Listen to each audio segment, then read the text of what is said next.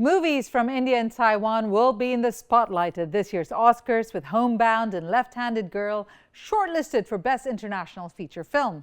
The strength of production in both countries has long been recognized, but it's only recently that the two sides have joined forces in film. The latest major co-production, Demon Hunters, has just been released, and we're speaking to the movie's producers to understand what it took to get the project off the ground and whether this cinematic momentum can translate into lasting cross-border growth. I'm Divya Gopalan, and you're watching Connected on TaiwanPlus.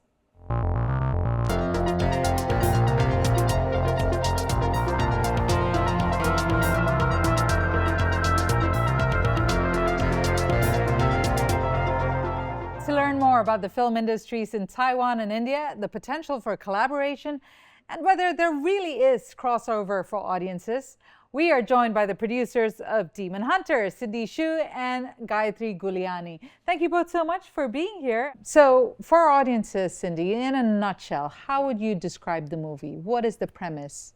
The premise is about an Indian boy and a Taiwanese boy coming together to kill Asura, the demon who came from India to Taiwan. The story is about one Taiwanese YouTuber and scammer who try to pretend he can exorcise ghosts, and then the Indian tech engineer living in Taiwan. Now, both these boys have grandfathers who are real exorcists, and they work together to kill Asura 30 years ago in India, but they failed. And long and behold, 30 years later, Asura came from India to Taiwan and started to wreak havoc. And how would you describe the movie? I would describe the movie as it's an action comedy, and there is a larger message, Divya, in this. Well, we will talk more about that, but the larger message is about these two boys who have no clue about what the powers they possess and how their grandfathers have fought. Eventually how they realize their own powers. So there is a universal message which basically means that everyone here is a demon hunter, okay? And when you are actually faced with internal or external demons, it's your own hope, faith that comes to rescue. All right, this is so fascinating, brings up so many more questions, which we will get to. But before I do that, your main characters are Indian and Taiwanese, much like yourselves. Tell us about how you came together, Cindy, to set up this production. So many years ago, I traveled to India many times because I have many Indian friends.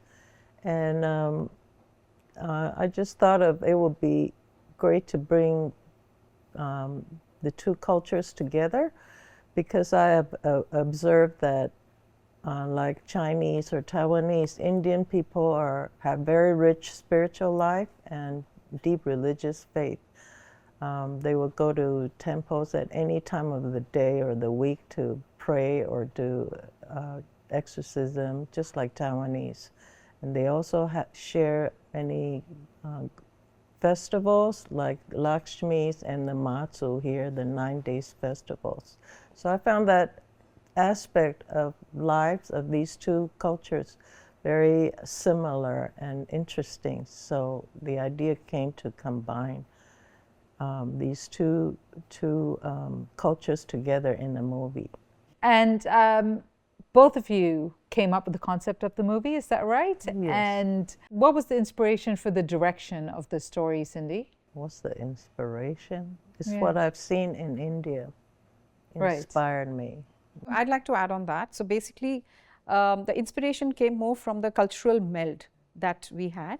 And also, Divya, we did not want, usually, if you look at co-productions all over the world, usually it is like a boy meets girl, you know, and it's like then there is an intercultural mix of them going to you know, the parents and not so we did not want that trope at all. We wanted something which is more with it, and we did our research in terms of, so buddy comedies have already worked.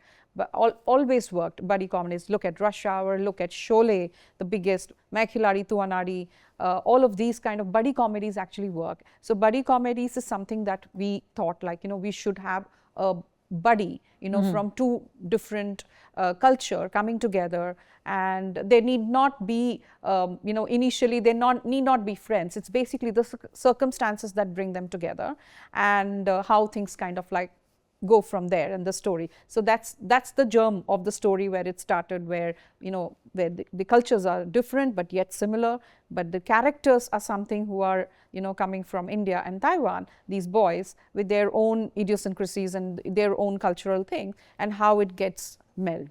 So that's where it is. But Gayathiri, much of the movie is in Chinese or Mandarin. Right. So what makes you think it will appeal to an Indian audience?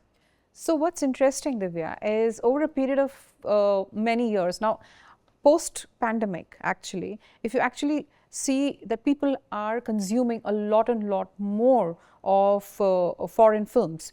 I'm not talking about Hollywood. I'm talking about Korean films. I'm talking about films across many, many regions, many, many cultures, right? One thing is because of course, the advent of the OTT platforms that have really opened a lot of doors for people. So people want to see something new. That's one. Secondly, subtitling and dubbing has become so easy. So AI is definitely a huge part to play in that. So people have started accepting more. I'll give you one case in point is a film called Parasite, which won. Now, when it released in India, it actually released in its original language. And then it was subtitled. And it's only when it goes to the B and C centers, when I mean to say B and C, it's more towards like Central India or all of that, then it gets dubbed. Now, also another trend is like when I released John Wick, okay, like big Hollywood films also, the whole idea is they are cutting across the region and language through a huge, basically building a huge audience base. So they are serving the audiences of those regions. So it is very easy for them, like John Wick released in 4 languages, which was English, Hindi, Tamil, Telugu. So this is something which is, the movie is far more universal with the elements of these two, which is unique, but it has a potential for dubbing as well. So the target audience would be actually, India and Taiwan for sure. But at the same time, we are also kind of like looking at a global rollout. So Cindy, this is where I'll get you to dig into the movie a little bit more. It fuses Indian mythology with Taiwanese Taoist heritage. What were the parallels that you saw that you felt could work in the film and could attract both the Indian and Taiwanese audiences? The parallel is their beliefs in the metaphysical world.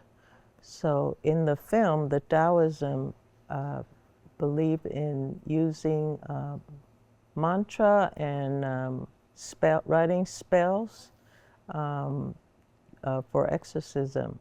The Hindu way is also using mantra as well as invoking the power of Kali and Shiva. So we thought these two will work together will work very well and could be very convincing. And to make it convincing, I understand you used a lot of special effects and VFX. Can you tell us about that? Sure. There is a use of Trishul, also in terms of like how this has been projected, how Asura is being projected. So there is like literally, I think we have 700 plus VFX shots, even from the smallest to what, it's just transfer, actually becomes. But yeah, there are a lot of special effects, in the way how we presented Asura. And even the smallest of things like, when the Trishul is held. So we have to show some fantastical elements, right? So in that sense, like how it glows and all of those things. So all of those things basically constitute together when you see that, it's a holistic experience. It's also experiential, it's fantastical, it's beautiful. Now, Cindy, both Taiwan and India are, definitely do have a tech advantage in very different forms. So what would you say that Taiwan brought to the special effects or VFX or that side of films? And what did India bring to the table? Well, actually, our VFX work was done by both Indian and Taiwanese people. So they both brought what they're good at. So would you say that that would be perhaps an advantage in collaborations with India and Taiwan, particularly in movies that that will be using a lot of special effects? Mm-hmm. Yes. Yes, absolutely. How much of an how important was the fact that both sides could bring that to the table?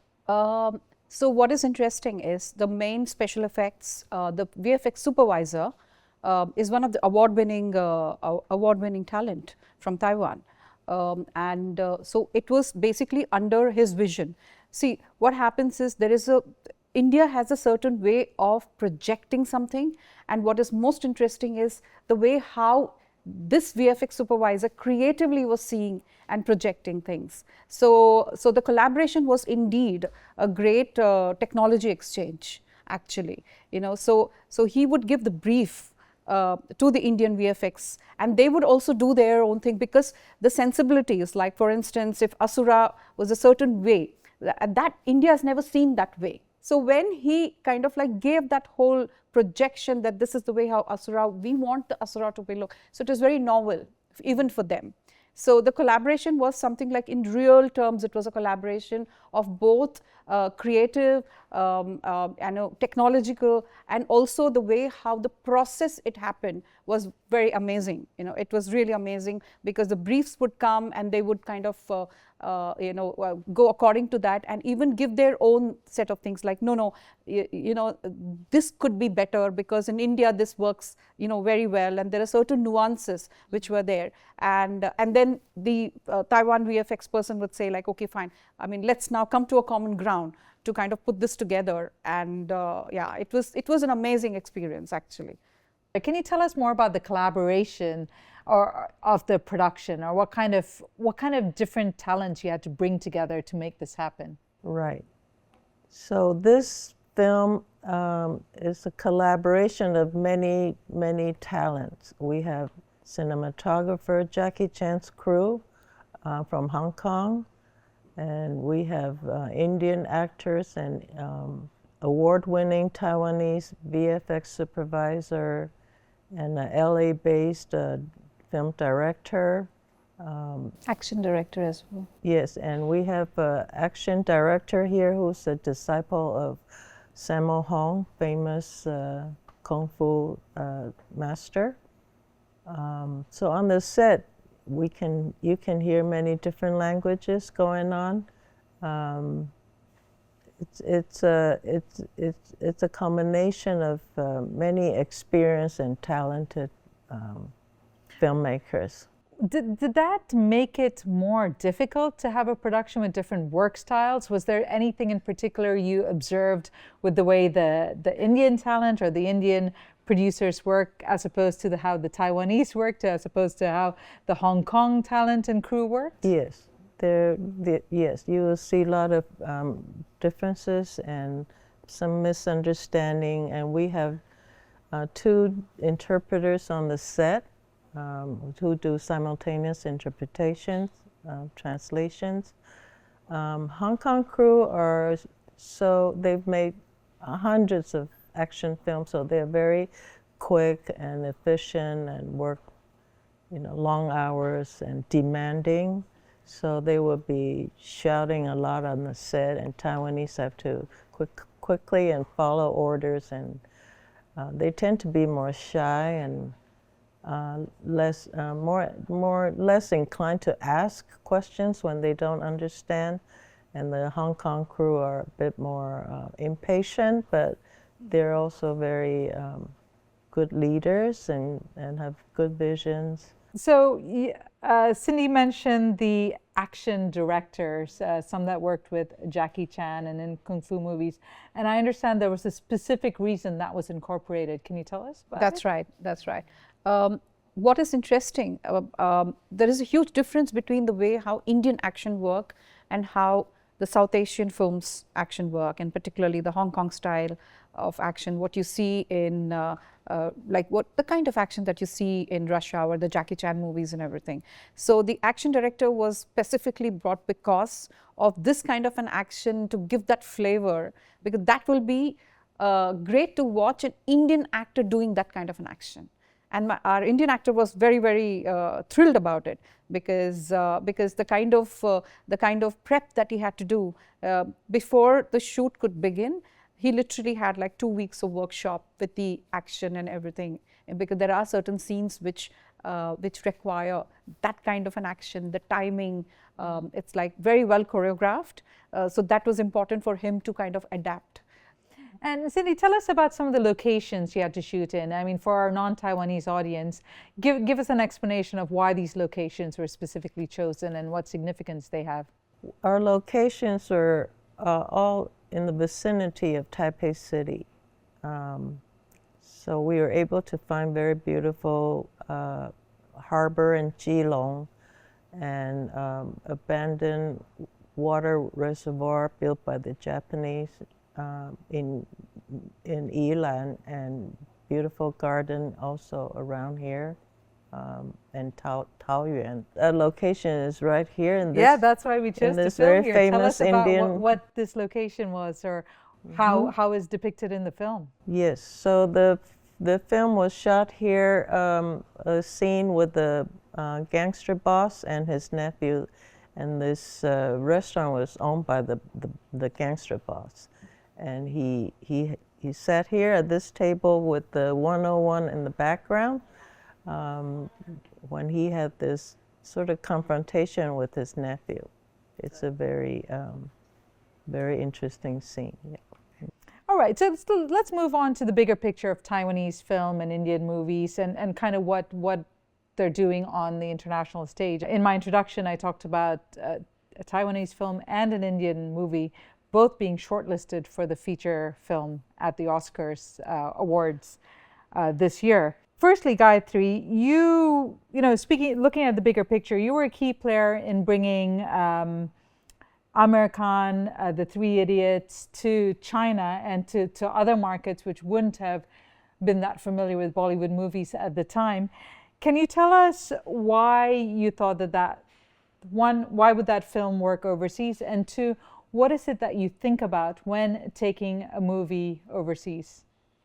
Okay, so that's quite an interesting question, because talking about Three Idiots, talking about Amir Khan was not even known before Three Idiots, kind of like when it came towards the second lease of release. We all know Amir Khan as a Bollywood actor, very famous. So usually the Bollywood films have a day and date release in every country. Like for instance, like for US, these are the traditional countries, like for all.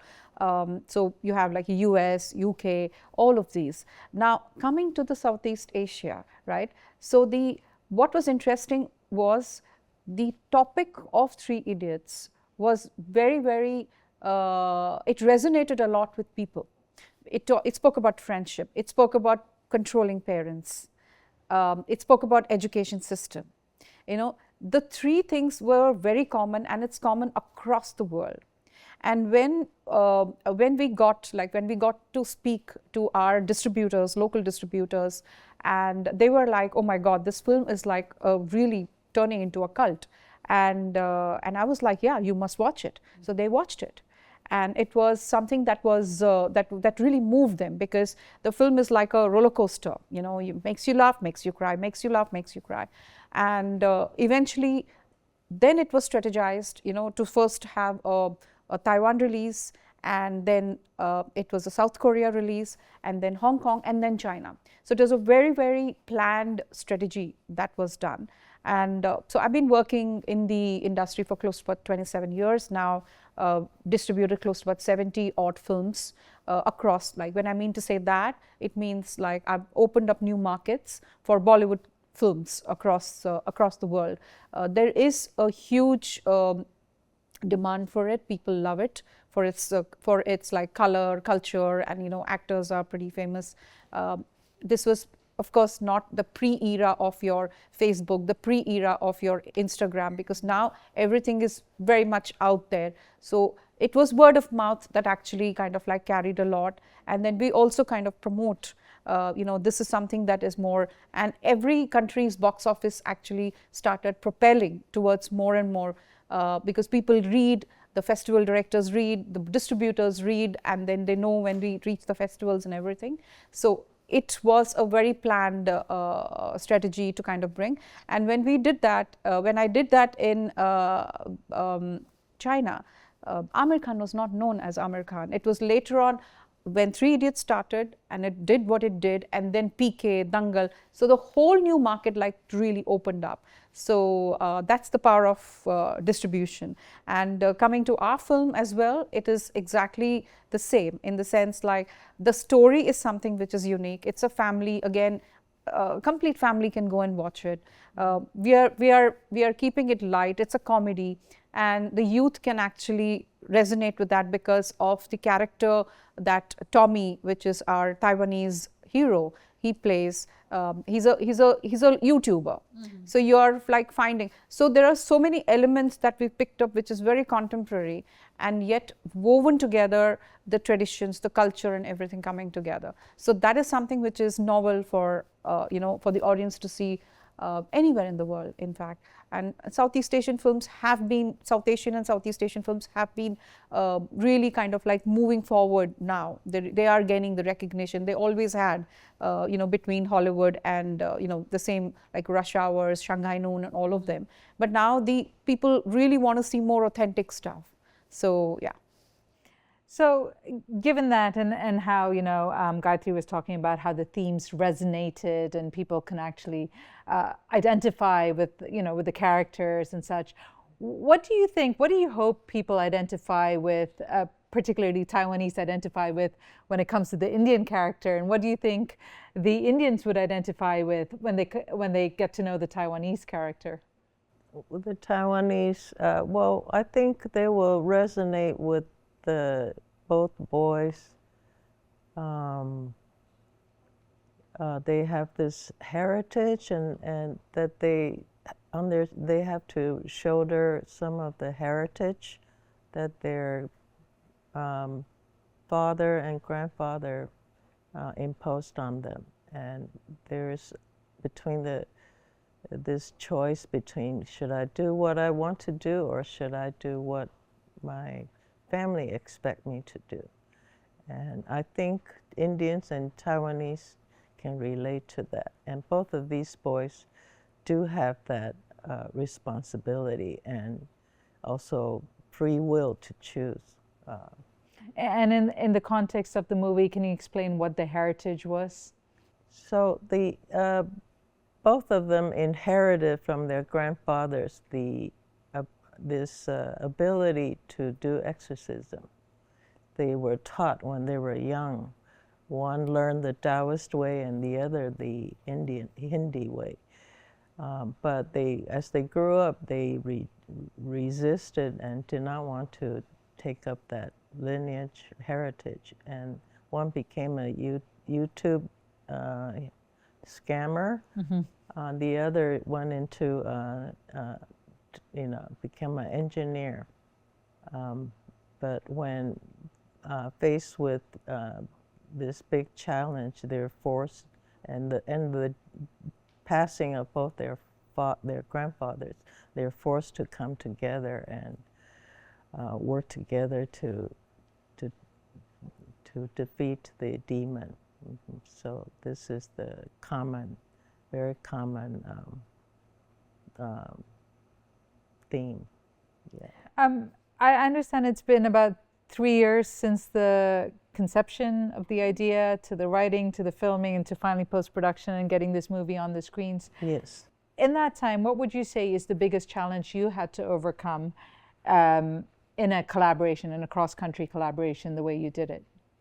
The challenge will be language, with constant communication, constant translation, so that our actors, Indian actors, really understand what our directors and the crew and cinematographer want. So, but it wasn't that much of a challenge. We just hired many interpreters, one for each, each time of the day. Yeah, one on the set, one outside the set. And for you, what did you feel was the biggest hurdle to get this finally to the screens?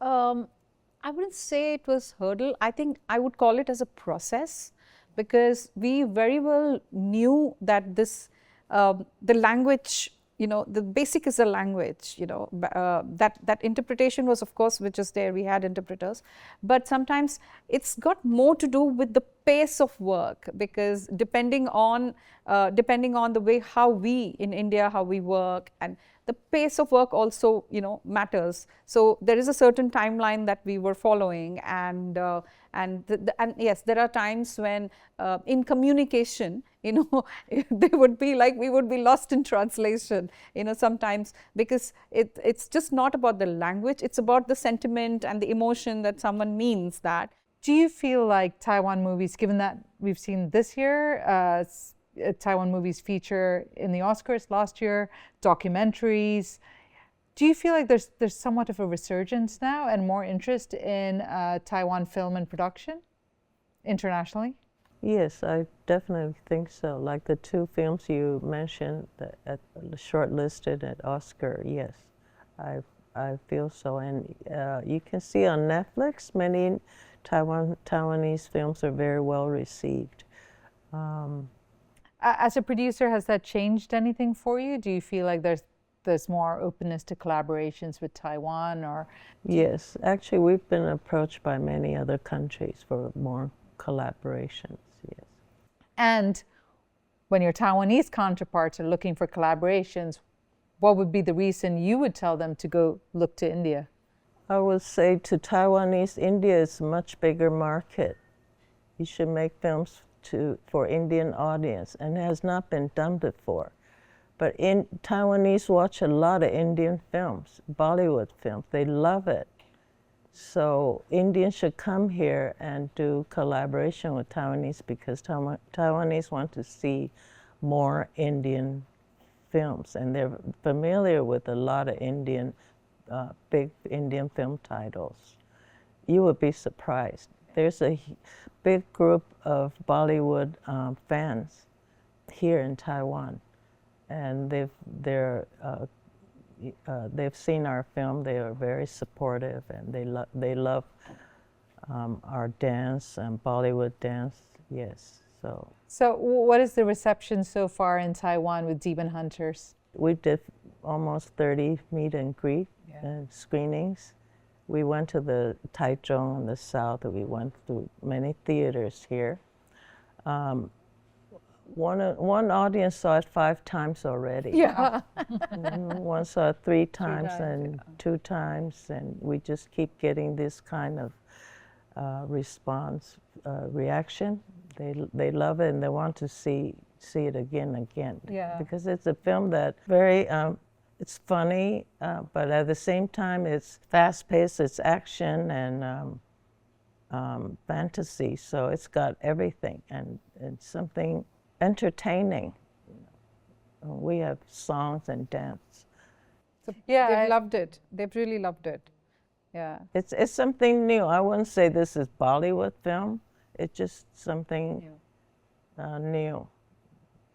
And what's your hard sell when you're telling Indian production companies to collaborate with Taiwan and vice versa?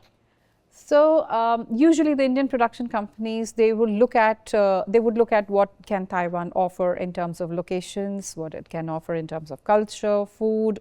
So the checkbox is like all ticked. The support. It's the ease of shoot also. So that's most amazing over here, and it's unexplored. Taiwan is so beautiful. It's unexplored. It's a beautiful island. And for the Taiwanese, yes, as Cindy mentioned, India is a far more bigger market, and it will be great even for the Taiwanese artists and the filmmakers, to give their view. Like if they are making something in their view and viewpoint or a perspective in the Indian soil, it is far more receptive. It's received well as well, and it's a great exposure for them as well. I want to add one more thing is our film has government investment, and Indian filmmaker can come here and apply for grants through a local co-producer. So there are many, many grants that Taiwanese government give, and they're welcome to come here and co-produce with a local company. Companies, yeah, which is something unaware. People are not aware of that. And that is a huge incentive. It is a huge incentive, yeah, and that's something which attracts filmmakers and for the Indian filmmakers as well to come. Okay, so then Demon Hunters is out on the screens. What's next for you? We have a new film called Masala Boba. Oh, Masala Boba. Okay, another Taiwanese Indian collaboration? With Middle East, Taiwan, India, and Middle East, right? Yeah, we've already, the pre-production is already done. We are way ahead in our pre-production. While this post was going on, so we were also kind of like doing the pre-production for that. So the script is like ready. It's again an action adventure comedy, and yeah, that's going to be completely in English. Given this, the government incentives you spoke about briefly, Taiwan is attracting more international filmmakers here. Can you tell us what the scene is in Taiwan as far as international filmmaking goes, and also why it is so unique, in particular as far as getting funding and getting help from the government? Yes, the Taiwan government has been giving lots of grants and investment in film. Recently, they raised the grants from 15 million NT to 100 million NT. They want to encourage filmmakers to make a bigger budget film so it can more easily sell overseas, and to attract overseas or foreign co-producers to come to Taiwan to shoot here.